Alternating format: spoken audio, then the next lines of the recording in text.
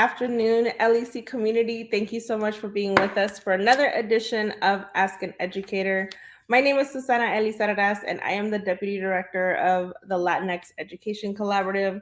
Our mission is to increase Latino representation in K through 12 classrooms. Of course, we can't do that without retaining those that we have, and that is a part of our show. It's been a little while since I've done these interviews, so I'm a little rusty, so y'all feel free to clown me in the comments. But without further ado, I'm going to bring up with us our guest for today. Dr. Villarreal is here with us. Good afternoon, Dr. Villarreal. How are you? Hola, hola. Good afternoon, everyone. How you doing? Good, good. Thank you so much for joining us today. Thank you so much for having me. Yes. Well, just to jump right in, Dr. Villarreal, sorry if you don't mind, tell us about yourself, where you're from, who your people are, and what you do. Okay, so let me start from the beginning. I came here to this country when I was 19 years old, and actually today I was sharing the story to some of the students. The only word that I knew was hello. So it took me a while to actually learn the language. So then I started working in corporate America and all of that, and then decided to start into teaching. I went to Monmouth University for my degree in teaching. I do Spanish, ESL, and bilingual bicultural. And right after that, I was like, let me go for the doctoral degree. So I started a doctoral degree, and now I'm a happy and proud teacher at Freehold High School. I have amazing students. I have amazing colleagues.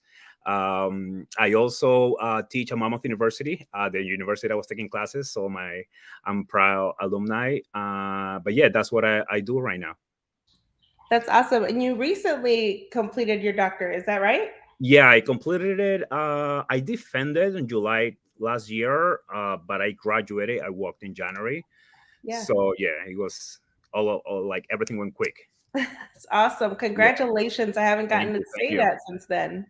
Yeah, yeah. So everything happened, and I think the first time we spoke was last year, Uh-huh. right before I completed my degree. So Mhm. everything happened so quick. So yeah, it's great. It's great to be here. Yeah.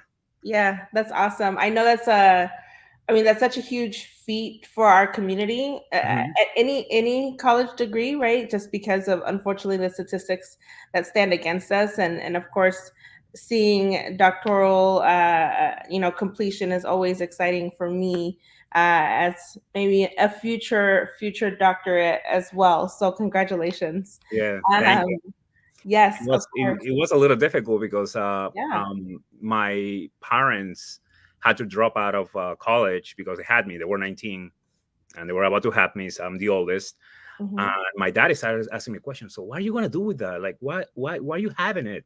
So he saw me because he lived with me for a couple of years. Why are you reading this? What is your whole dissertation? And he didn't understand, so I had to explain the whole thing, which also helped me preparing for my dissertations because I had to break it down. But it was a great experience. Yeah. Yeah, I would actually like to dive into that a little bit more. Before we do, I have a really dear friend of mine in the comments. Hey AJ, ¿cómo estás? AJ got a little shout out for you. He says, awesome to see another Latinx brother becoming a doctorate. So you got some shout outs already in the Thank you so much. comments. Yeah. Yes, thank you, AJ. It's interesting you talked about having to kind of break that down for your parents and for your family.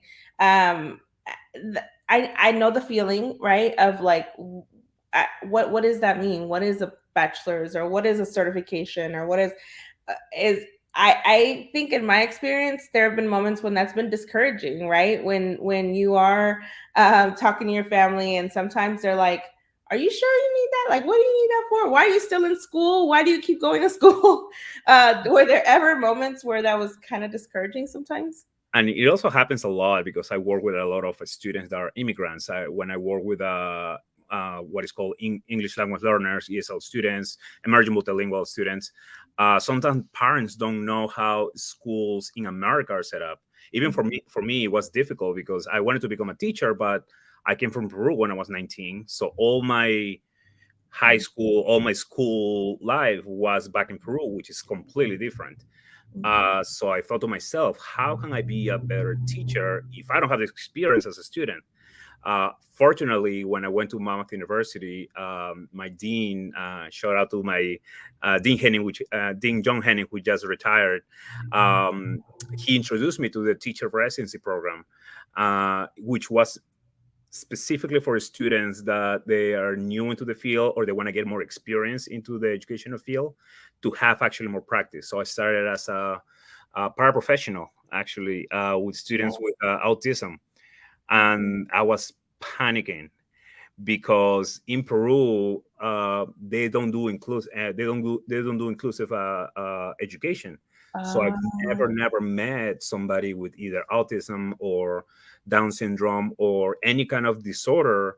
And again, I was terrified, but they ended up being one of my best classes, and I still remember them. The teacher actually, she sent me a picture a few days ago that one of the students just graduated. So I was like, hey, by the way, the student sent a picture. He told me to say hi to you.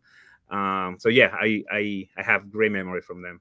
That's awesome. That's awesome. And that's super cool. The alternative, all of those alternative ways that to end up where you are, right? To end up a teacher, to end up an administrator. It's what I preach a lot when I'm talking to people because we get approached by a lot of paraprofessionals or people who have immigrated from other countries and haven't been given an opportunity to get certified, right? Mhm. And they'll say things like, well, no sé si me van a aceptar, no conozco las certificaciones, right? And I'm like, it's okay, we're here with you, stick through it, because and to hear your story and how it started in some of those alternative pathways is really amazing. It's why we do this show, right? Because we want people to see you don't have to do the 4-year get certified, go teach. It's not the right way or the only Right. way, right? So I appreciate you sharing that. And let me share you something a little also personal that I also share at a presentation that we have here in Jersey, what is called CJ Pride, which is central. Uh, it's a community of schools that actually they try to hire more diverse educators. So I did a small presentation and share my story, kind of like I'm doing right now. And I was able to find the picture where I don't know if where you are, they also have to do the praxis. Uh-huh. I failed the practice so many times. The writing portion, because everything is in English. Nothing. I didn't connect with anything that was on the reading, um, and I failed 9 times. Yeah, 9 times, which ended up being $90 each test. The math and the reading I passed fine, but the writing part I failed so many times. And I remember it was December 2017, and it was like 2 weeks before I was supposed to enroll, and I was like, let me do the test one more time. I ended up doing it. I passed with 2 points. I'm like, this could have made the whole decision, like the breakthrough, whether I was going to become an educator or not. Yeah. And now I feel better because now I write, I publish, and that test was telling me, hey, you can do it. So Mhm. I didn't like too much of that approach. Mm-hmm. I'm. Yeah. I really do appreciate you sharing that because that's another, as you probably know, when we are supporting people through certification or through this journey, that's one of the hurdles is passing that certification exam. Whether it be, and writing is a big part of what a lot of us struggle with, and it's not just Latinos, right? It's not just non-native English speakers. It's not just immigrants, right? A lot of people struggle with it. It's just the fact that it's a standardized test. And Absolutely. I love that you shared that, it's just that a lot of the content and the context you didn't understand. It was just like different world to you, right? So I appreciate you for sharing that too, because so many of us can get really discouraged by thinking it's just me. Is it just me that's struggling with this, right? Like, is it just me that cannot pass this? So I appreciate you for sharing that. It's gonna, be so monumental for someone listening, I'm sure. No, I hope that. And yeah, remember that December turning to my wife and saying like, am I am I in the right path? Because I was working in corporate America, and yeah, that could have made the whole change. And I'm glad I was able to pass. Awesome. Yeah, yeah. That's I can, awesome. and also, I'm sorry to interrupt you. I also No. remember when I was at the testing center, and there Mhm. were so many more just like me, not necessarily Hispanic, but they were two from Russia, one from I remember Africa. They also were wanted to become teachers. Mhm. They were in passing. So Mm. just imagine how many lost opportunities we had along the way. Yeah. Well, and like you said, that money, right? $100 that adds up. Yeah, And for people who already perhaps are in social services or do some of those jobs where we don't make a lot of money, I mean, just that hurdle in and of itself. And I'm also glad you said it really isn't only Latinos yeah, who are struggling with that, and the loss of opportunity that is for people who are aspiring to teach. absolutely. Yeah, I have some. We got some more. AJ just shouting you out, defeating the odds. Kudos to you. Thank you, Senor Um, Leon. Jason's with us as well. Hello, Jason. Thank you for being with us. The fact that so many professional studies exams are really writing tests rather than tests of professional practice really keeps great people out of the field. Exactly. Any thoughts on that? I actually wanted to share. He became my chair for my dissertation, Dr. Fitzgerald. Oh, awesome. He helped me revamping my whole dissertation, and it meant so much because the way that I was approaching it, he made me look at it beyond and what the meaning was of my study for all the students. So my dissertation was about supporting students, multilingual learners or emerging learners through peer mentorship, because Mm, sometimes we feel that they are not given the opportunities in schools, like, oh no, they're no leaders, make sure they wait to learn English and they can become leaders. Like, why not now? Let's do it mhm, right now. So let them be leaders right now in the school and the communities. mhm. And yeah, he helped me so much. So yeah, absolutely. Yeah, thank you, Dr. Fitzgerald, for your advocacy and for your support for Dr. Villarreal. I mean, it means a lot for, I think almost all of these interviews that I've done, one of the questions later will be, what advice do you have for aspiring teachers or aspiring educators? And often, many people mention mentorship, right? Find a mentor, find someone who can support you. We don't know what we don't know, and Yeah. so finding someone who's willing to share some knowledge and share some time with you is so critical. Yeah, and It that's what I hasn't. try to be active, try to put even in school, like right now I do my cafeteria duty, and I'm always in the hallways, I'm always greeting my students on the door, because just for them to see me, seeing a smile, I always greet everybody with a fist bump. Hey, how Mhm, you doing? Hey, and hey, profe, how you doing? And at the end of the year, they were writing me messages telling me, like, you know what, actually seeing you in the hallways, giving you the fist bump meant so much, because mhm, sometimes at home they didn't have anybody to actually connect to. mhm. So yeah, that meant a lot. Yeah, yeah. I mean, that's an interesting way to think about it. Is that teachers inherently are mentors, right, for all of their students, and whether they're a good mentor or not, right? Because regardless, you're modeling for students. Absolutely. So I love that you shared that. Dr. Pulliam is with us. Hello, hello. Dr. Pulliam says, "Thank you for sharing your story, Dr. Villarreal. Others need to hear this. You're an inspiration." Thank you so much. Thank you so much for being with us and Thank for you. hearing Dr. Villarreal's story. Well, on to our next question. You shared a little bit already, but I'd love to hear some more about your leadership story, either your upbringing, your journey as a student or as a professional. What do you kind of give credit to where you are today? Was trying to backtrack actually how everything started, and I think is everything started because I'm the oldest from both of Mhm, my families. I'm the oldest sibling, the oldest cousin. So every single time was like, look at what Angelo's doing. If Angelo cannot do it, then you can, and became some kind of stressful. Kind of like, remember the song from Encanto. mhm. I forgot it. Under pressure. I Yeah, yeah. forgot. It was about the older sister, but I Uh-huh. related so much because it was so much of the, if I make a mistake, then everybody will follow, and Mm, that's what happened. Actually, I try to do my best to make sure that my brother, now he's 31, he can actually have a good role model and then keep going.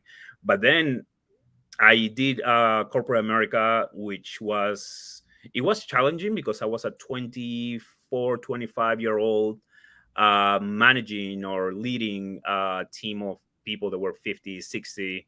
They were telling me like, oh, my suit is older than you, like why should I listen to you? But it's all about it always became to connecting with people.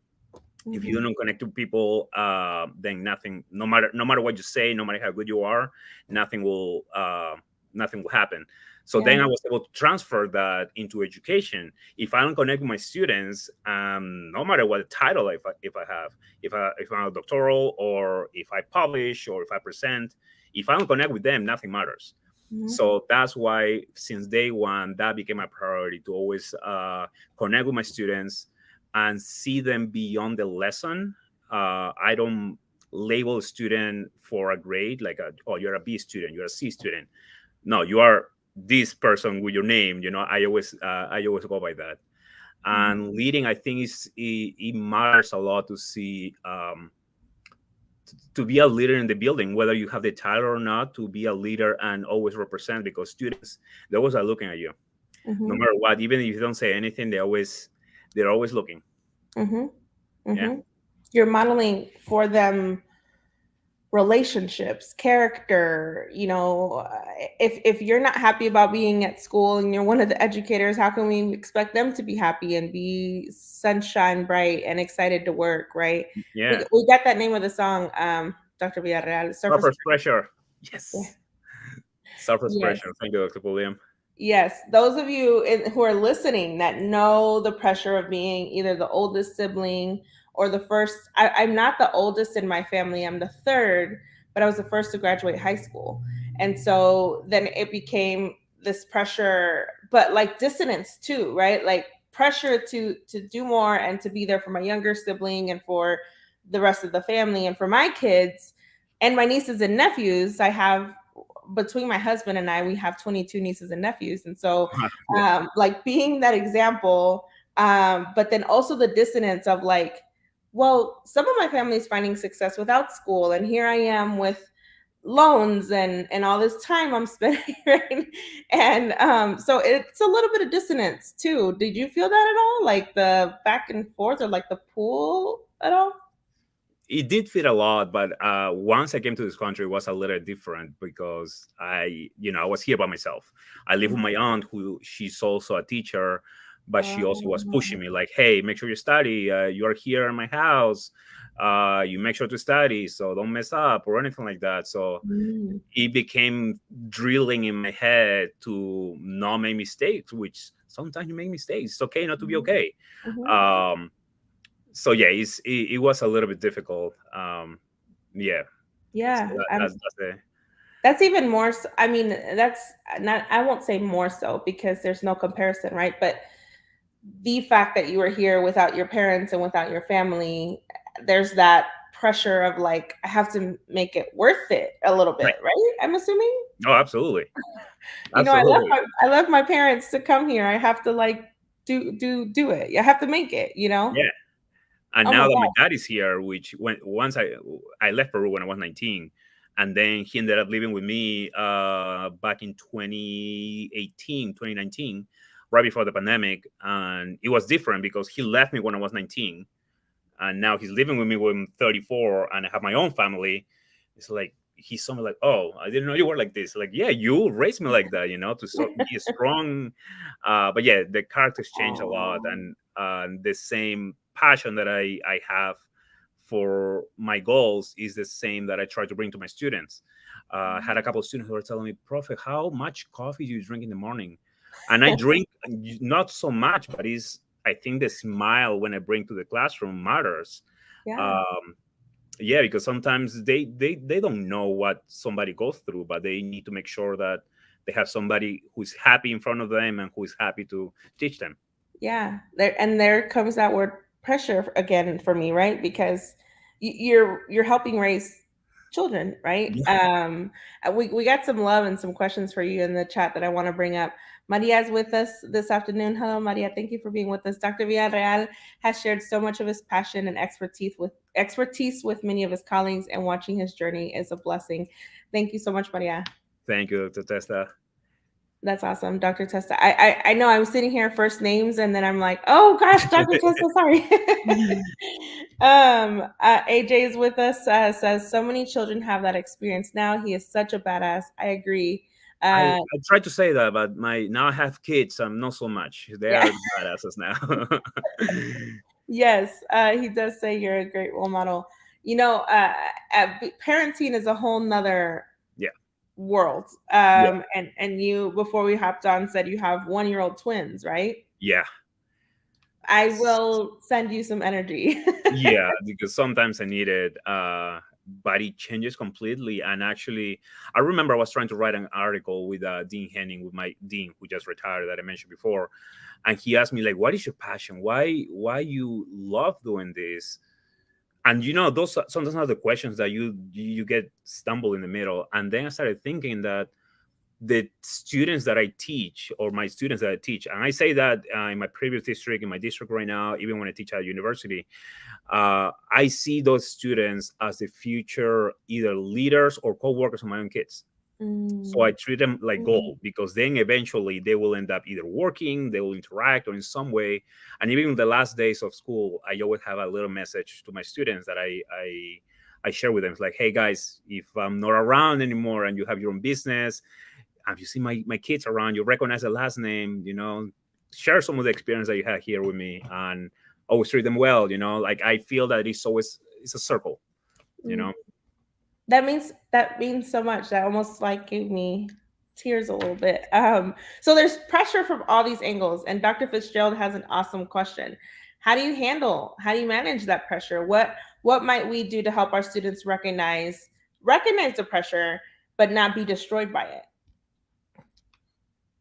I'm still trying to manage and handle the pressure, because I think it's everyday pressure, like, as a parent, as an educator, even as a male, that sometimes we need to bring home, pay the bills and all of that. It becomes a little difficult, but um, I try to put a goal in front of me, and sometimes even it's a small goal, just to try to do it.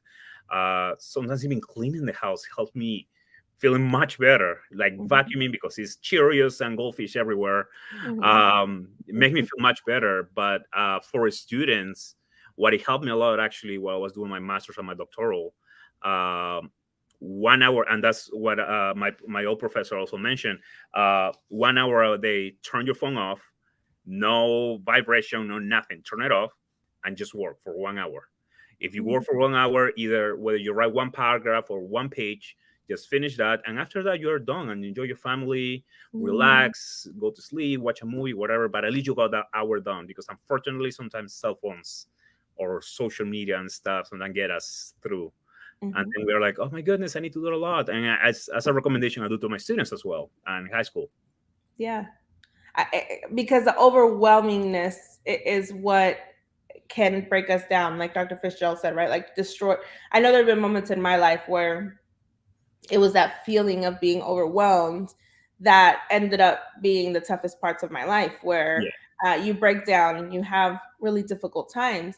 I love what you said about those small goals, that hour a day. Like, no, you didn't finish your whole dissertation, but you did that hour that you was your goal for the day. right. Um, that's such great And advice. even if it's one sentence, trust me, because sometimes putting your ideas together, especially for a dissertation, might take a while. It's a lot of thinking, a lot of reading, citing, and all of that. So an hour a day makes a huge difference.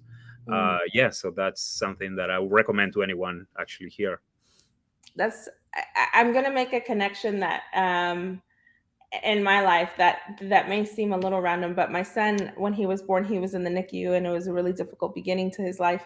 And that was actually what we would say, is we would say, okay, what's the goal for today? No, we're not leaving today. Or no, he's not completely healthy and ready to go home today, but is he off of this machine? If he is, he eating this much, right? And those little goals are actually what got us through the NICU. So it's interesting Yeah. that you said that. And the challenging part, just to add to that now, is that as you become a parent, the goals change, because sometimes you might, okay, I want to do this by 5, but Mhm. then at 4, my son is jumping around. Then my daughter doesn't want me to leave her, so Mhm. you still need to try to manage. But at the end of the day, it's being a role model to your own kids. So Mhm. sometimes your own kids don't care how much work you have or how much pressure you have. Yeah. um so they just want to be loved. So I Yeah. think that's the main part. Yeah, well, and more adding more to that parenting, one of the things that my husband and I are very committed to with my son is letting him explore. And that doesn't make life easy because he's making messes and he's, all over the place and he's touching things he shouldn't be touching or that, so but we're really adamant, that research shows of like letting kids be inquisitive and letting kids kind of explore and be independent and all of that. And so the fact that we let him explore makes my life a lot more difficult at the end of the day because the messes and he's dirty and he's exhausted and everything. And But that's my internal fight as a Latino father, because for us, like sometimes the Latino comes out like, "Ay, Dios mío, I deja y know. eso," and like sometimes I just wanna like that, but that's because I was raised like that, Yes. But yeah, the exploring makes a huge difference. I seen my son, the oldest Ricky, becoming more confident. He's a nice dancer. And he's gonna be much better than me, and I hope that he keeps pushing. He's an Mm. amazing boy. That's awesome. Yeah, that Latino-ness. My mom, when she's around, she's like, "Don't let him do that," or, he's not supposed to do that. He's supposed to, and she tells him no, and I'm like, Yeah. "It's okay. He can throw that down. I'll pick it up anyway." Dr. Pulliam is with us in the chat. Oh, thank you so much, my premium mom sister, Mama. Oh my goodness, 2 pound 28 weeker solidarity. Thank you, Dr. Pulliam. That means a lot. The NICU and all of that is no easy feat. So I appreciate that comment and that solidarity. Side note, and this is something a little bit on the side. Hmm. Uh, Dr. Pulliam might be one of the persons that you want to interview in the future. She's one of the best here, Hispanic, Latina educators, scholars. That she just Yeah. did the School of Social Justice at Monmouth University, having so many, yes, so many educators bringing social justice projects into the K to 12 schools. So That's awesome. something in the future, yeah, you want to connect. I'll connect you with Yeah. her. Yeah, please do. I would love that. And speaking of Dr. Pulliam, she has a question for you. She says, if there were no limits on life, what's one thing you would pursue, either professionally or personally? It's a great question. I had so today I have my students. I'm doing summer classes at Freehold, Title III program for students that are learning English, and they interview me actually just because I have the same story as them. But then Mhm. they asked me like, what do you want to do next? Like what? I mean, you already have a doctoral. What else you want to do? And I started thinking. My goal, since I wanted to become a teacher, is like, okay, I'm gonna be a teacher, and my ultimate goal will be to be an adjunct professor. I did that in my first years. I'm like, what else I can do now? So now, That's excuse me, awesome. now what I'm trying to do is just trying to engage more with the students, extracurricular activities for sure, clubs, but also trying to do research presentations. I'm also trying to work with Dr. Poole. I'm also in the School of Social Justice. Uh, to make sure that the message doesn't stop there, or any kind of research, or the passion that I have, that I still have, keeps burning. Because I don't want it to let it die. I don't want to get into my year 20 or 25. I'm like, oh yeah, I'm done. I'm just gonna teach until I retire. Like I want to still have a passion, because I want to make sure that every single student is important. Like I always imagine my students as my own kids. Like what if I was my own kid in that, in that moment? So I always think like that. Yeah, I love that. I love that a lot. I'm excited for all that's to come for sure. That's so exciting. Now to talk about the less shiny parts of things, what have been some hurdles in your career that have made it difficult to achieve your dream of teaching? Having 4 jobs while going to school. I was a para. I worked at retail because I had to work on retail over the weekends. And then I was a research assistant at the University Library. Shout out to the people from the library. And also a research graduate assistant with actually Dr. Fitzgerald. So yeah, it was a lot of work on top of the kids, plus learning how is American schools and all of that. That was the biggest hurdle, just trying to adapt.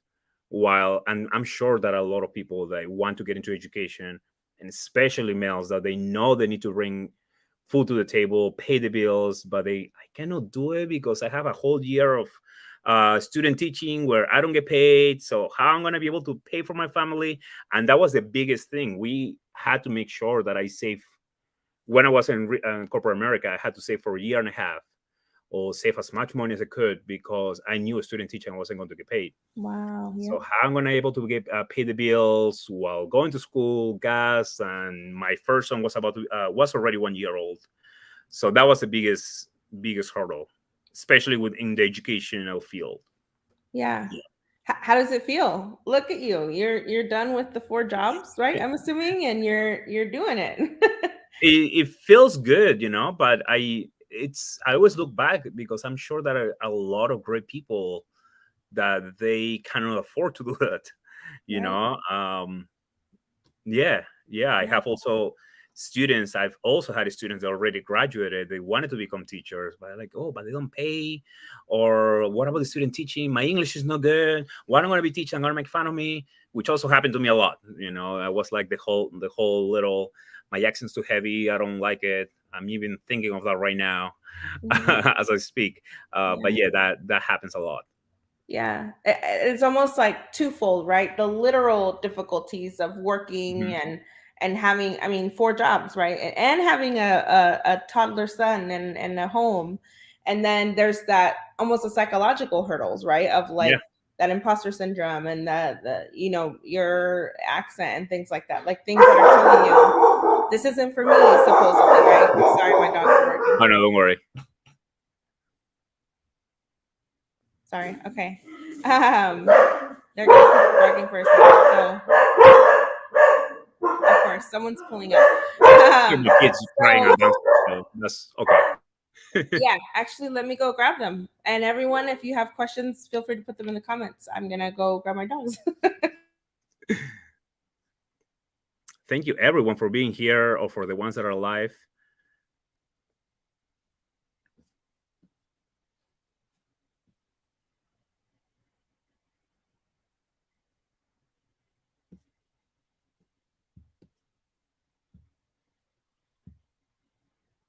Okay, sorry, I knew it was because someone was pulling up. Um, yeah, so those hurdles that you mentioned, it sounds like maybe your students have a lot of those similarities to maybe some of the struggles and the hurdles that you're facing. How does that feel, to mentor them through some of your toughest hurdles? I remember I had a conversation. It was part of my evaluation with my supervisor. Now, congratulations, by the way, he just became a principal. And he asked me, like, "Do you share those stories with your students?" I'm like, "Yeah, shouldn't I?" Like, I don't know. I didn't know whether I just did it because I like to be real with my students. That Yeah. I don't want them to think like I'm just a teacher and I don't care about anything else. I care about all my students. But they also know my stories. They know my hurdles, and that's why I actually feel that those students, they always come to me. Like, even during the break, I have so many students coming to me during the cafeteria. They pass by like, "Prof, how you doing?" Or they tell me like, "Hey, I went on a date," or I have this discussion with my brother, my sibling, or my friends, and it's because they feel that they build a connection. So I think Mhm. that was always important, um, because I was able to be open with them, and something I also do with my students. The last 10 minutes once a month, I call them individually. And sometimes it takes 2 or 3 classes to do that. While everybody's working, I call them individually and say, like, "Hey, how are you doing? What do you mean? How's life? How's your weekend? How's everything at home? How's sport? If I see him with a jersey that plays sports, how's the game?" Like, what do you mean? Like, they don't ask me that. Like, no, no, I really want to know. And they started getting used to it now. Towards the end of the school year, they told me, like, "Oh, you remember when I told you 3 months ago? So everything went through, and now we are in a new home, or I have a puppy right now." They tell me all the stories because now I'm able to establish that relationship with them. Mhm. That's so it definitely reminds me of me when I was teaching. It's so inspirational because it does take extra time and it does take extra effort, Hmm. to do it. And it's easy to not, right? Yeah. Because things are so busy and things are so hectic in the classroom. So I appreciate you for taking that time. It's so critical to students. And it takes a little while because they have a Yeah. hundred something. Something that I do also because I also feel that is important when connecting with the parents. Once a month, I actually email all the parents, and seems like a lot, but it's not. I actually try to go. I got used to doing it since I started teaching, and parents like it, especially when they're in high school. The Mhm, adults or the teens, they start getting more distant from the parents, so they mhm. like to know, like, oh, I didn't know my son or my daughter was doing this. So it's always good to make them feel good because I feel that it's a whole community helping the students. Yeah, like they say, it takes a village, right? Yeah, And to build that connection. Unfortunately, I feel like often schools and classrooms are silos away from the home. Like yeah, we do this here, and at home you do that there, and that's just not gonna work, right? right, yeah. It's just not how it should work. Um, so I have a question about being a Latinx educator, Latino educator of all things, right? We are very rare. 8%, only 8% of educators nationwide identify as Latino. And so here in Kansas City, it's less than 1%. So we're very rare. And unfortunately, we are also the quickest to leave the classroom. The average teacher, unfortunately, leaves the classroom after only about 5 years. Wow. For Latinos, that's 3 years. It's that 3 years is the average. So, what does that bring up for you? What are your thoughts on that, and how do you, keep motivated? So I knew about the first part, about the percentage being so low. I didn't know that they were leaving that quick. Yeah. Uh, so let me bring you back with my first year teaching. I remember it was different because I was in a high school where I was the only Latino in the only Latino male teacher in the whole high school, and it was difficult because I didn't know if this job was for me. Why Mhm. everybody who looks like me is not doing the job that I want to do? So should Mhm. it be for me? So that's the internal question that I started having for myself. Um, but then it became like a duty. It became like a something that I have to do for those students. And while sometimes you have the internal battle, like should I do it? But what about my family? I need to pay bills and all of that.